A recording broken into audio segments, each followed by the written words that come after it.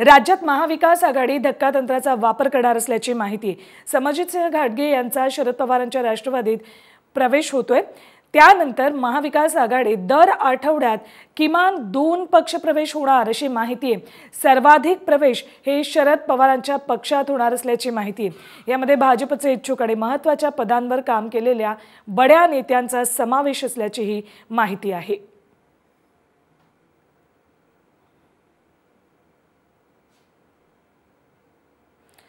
तर समजितसिंह घाटगे हे सप्टेंबर महिन्यामध्ये शरद पवारांच्या राष्ट्रवादी काँग्रेसमध्ये प्रवेश करतात आणि त्यानंतर प्रत्येक आठवड्याला 2 पक्षप्रवेश होणार आहेत आणि सर्वाधिक पक्षप्रवेश असतील शरद पवारांच्या राष्ट्रवादी काँग्रेसमध्ये। महाविकास आघाडी आता विधानसभा निवडणुकांच्या दृष्टीने जोरदार कामाला लागलेली आहे।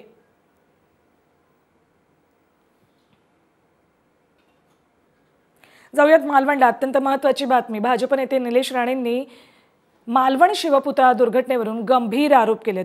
पुतळा कोसळल्यानंतर ठाकरे गटाचे आमदार वैभव नाईक अवघ्या 15 मिनिटात घटनास्थळी पोहोचले होते। यावरून निलेश राणेंनी शंका उपस्थित करत नाईकांनी तर काही घडवलं नाही ना असा सवाल केलाय। ट्विट करत निलेश राणे यांनी वैभव नाईकांवर आरोप केलेत। काय ट्विट केलेलं निलेश राणेंनी बघूया आपण।